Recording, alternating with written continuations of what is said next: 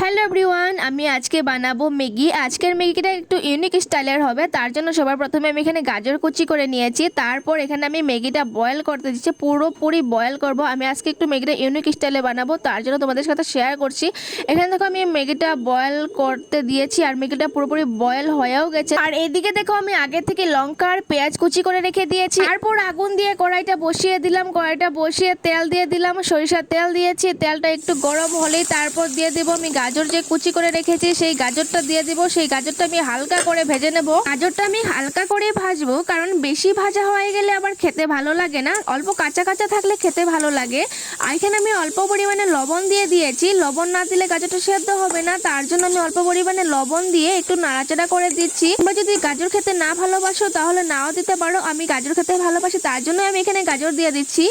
আজকের এই ম্যাগিটা আমি একদম সিম্পল পদ্ধতিতে বানাবো। আর এদিকে দেখো আমার ম্যাগিটা বয়েল হয়ে গেছে। আমি এখানে অল্প জলটা ঝরিয়ে নেব। জলটা ঝরানোর সময় তোমরা সব সময় অল্প ঠান্ডা জল অ্যাড করবে। ঠান্ডা জল দিয়ে সবসময় ম্যাগি বা চাউমিন যেটাই বানাও ঠান্ডা জল দিয়ে এইভাবে সবসময় ধুয়ে নেবে। ধুয়ে নিলে সবসময় ম্যাগি বা চাউমিন ঝরঝরে থাকবে, কোনো সময় একটার সাথে একটা লেগে যাবে না, দোকানের মতো একদম আলগা আলগা থাকবে। কিন্তু এই পদ্ধতিটা আগে থেকে জানতাম না, আমিও শিখেছি ইউটিউব থেকে। আর যখন থেকে এই পদ্ধতিটা শিখেছি তখন একদম দোকানের মতো ম্যাগি হয়, চাউমিন হয়। আমি যেভাবেই রান্না করি না কেন একটার সাথে একটা লেগে যায় না। এবার আমার ম্যাগিটা ধোয়া হয়ে গেছে। এবার কড়াইতে যে আমি গাজরগুলো দিয়ে দিয়েছিলাম, এইগুলো গাজর একদম হালকা ভাজা হয়ে গেছে। তারপর এখানে অল্প কুচনো পেঁয়াজ আর কুচনো লঙ্কা দিয়ে দিয়েছি। এগুলোকেও আমি হালকা করে ভেজে নেব। হালকা করেই ভাজবো, বেশি কড়া করে ভাজা যাবো না। তোমরা কারা কারা ম্যাগি খেতে ভালোবাসো একটু কমেন্ট করে জানাবে। আমি কিন্তু ম্যাগি বা চাউমিন দুটোতে কিন্তু অনেক বেশি ভালোবাসি, বেশি থেকে বেশি ম্যাগিটা ভালোবাসি। এইভাবে বানিয়ে খেতে কিন্তু ভীষণ ভালো লাগে। এবার আমার ভাজা হয়ে গেছে। এখানে আমি অ্যাড করে দেবো যে ম্যাগির যে ম্যাগি মশলাটা থাকে, সেই মশলা আমি সব পুরোটাই ঢেলে দেবো, কারণ আমি 1 প্যাকেট ম্যাগি নিয়েছি আর আমি 1 প্যাকেটই মশলা দেবো। এখানে মশলাটার সাথে আমি সুন্দর করে গাজরগুলো মিশিয়ে নেব। একটু সামান্য একটু সময় ভেজে নেব। ভেজে নেওয়ার পর তারপর এখানে যে ম্যাগিগুলো ছিল ম্যাগিগুলো আমি এখানে দিয়ে দেবো। এখানে দেখতেই পাচ্ছ কি সুন্দর ঝরঝরে, একদম একদম ঝরঝরে আর সফট হয়ে গেছে, কারণ আমি সেই যে ঠান্ডা জল দিয়ে ধুয়েছিলাম তার কারণে কিন্তু ম্যাগিগুলো একদম সফট হয়েছে। তোমরা হয়তো ম্যাগি কম বেশি সবাই খেয়েছো, কম বেশি না, প্রায় প্রায় সবাই খেয়েছো। কিন্তু এইভাবে যারা কারা কারা বানিয়ে খেতে ভালোবাসো আমাকে একটু জানাবে। আমি কিন্তু অতটাও ভালো করে বানাতে পারি না তোমাদের মতো।